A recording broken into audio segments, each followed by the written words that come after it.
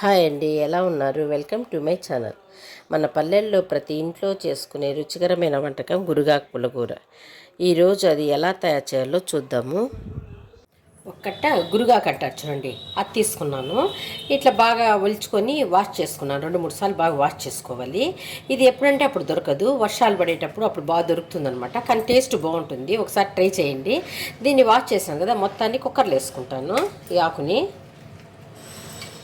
దీనేం తరగాల్సిన పని లేదు, ఇట్లా ఉంటే బాగుంటుంది. ఒక 4 పచ్చిమిరపకాయలని ఇట్లా ముక్కలుగా తరుక్కున్నాను. ఒక 2 పెద్ద టమాటాలు ఇట్లా వేసుకున్నాను, తరుక్కున్నాను ముక్కలుగా. తర్వాత ఒక హాఫ్ ఆనియన్ని వేసుకున్నాను. మొత్తాన్ని వేసుకుందాము. ఏమంటే టమాటాలు ఎక్కువ వేస్తే ఈ పులగూరకి చాలా టేస్ట్గా ఉంటుంది అనమాట. ఎక్కువ టమాటాలు వేసుకోండి. 2 వంకాయల్ని ఇట్లా ముక్కలుగా తరుక్కున్నాను, దీన్ని వేసుకుందాము. ఈ కాంబినేషన్లో చాలా సూపర్గా ఉంటుంది. ఇవి ఎండు శనక్కాయ పప్పులు అనమాట. పచ్చి శనగ గింజలు దొరికినా కూడా వేసుకోండి. ఇవి నేనేం చేస్తానంటే ఒక హాఫ్ అన్ అవర్ ముందు నానబెట్టేస్తున్నాను. నానబెట్టి బాగా వాష్ చేసేస్తాను. వీటిని దీంట్లో వేసేస్తాను. చూడండి, కొద్దిగా పసుపు వేసుకుందాము. హాఫ్ స్పూన్ ధనియాల పొడి వేసుకుందాము. ఒక గ్లాస్ వాటర్ పోసేస్తాను. చింతపండు వేయాలనుకుంటే ఈ టైంలో వేసుకోండి చింతపండు. నేను చింతపండు గుజ్జు ఉంది కాబట్టి ఈ టైంలో వేయలేదు.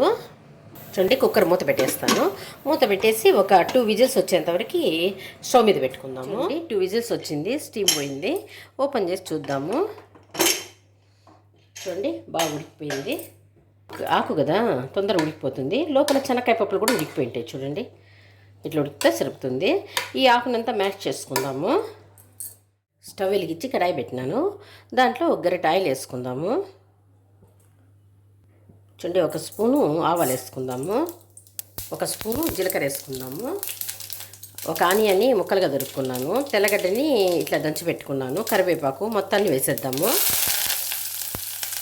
ఆనియన్స్ని బాగా వేపుకుందాం. కొద్దిగా ఇంగు వేసుకుందాము. ఎప్పుడైనా తిరగమాతలకు ఇంగు వేసుకోండి, బాగుంటుంది. ఒక కాల్ స్పూన్ వేసుకోండి, వేపుకోండి. కొద్దిసేపు ఆనియన్ వేగనింది.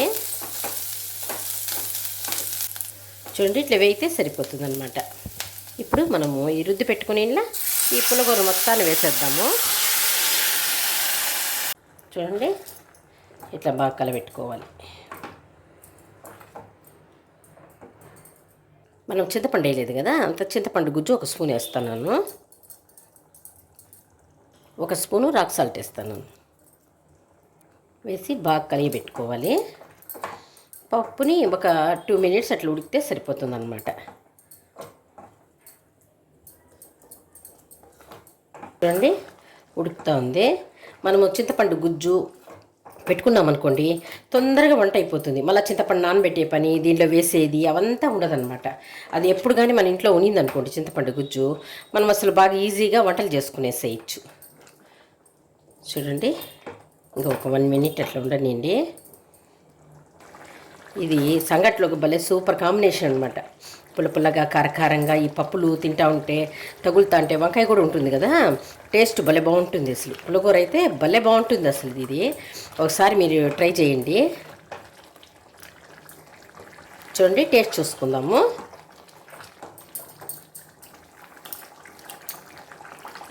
బాగా సరిపోయింది నాకు. అంతే, ఇంకా స్టవ్ ఆపేయడమే. చూడండి, ఆపేసాను. ఇంకా బౌల్లోకి ట్రాన్స్ఫర్ చేసుకుందాము.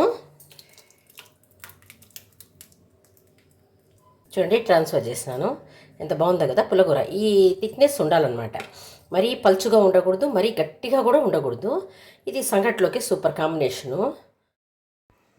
వేడి వేడి అన్నంలోకి నెయ్యి వేసుకొని తింటే ఆ రుచే మర్చిపోలేము. మీరు ఒకసారి ట్రై చేయండి. ఈ రెసిపీ నచ్చినట్లయితే లైక్ చేయండి, షేర్ చేయండి, సబ్స్క్రైబ్ చేసుకోండి.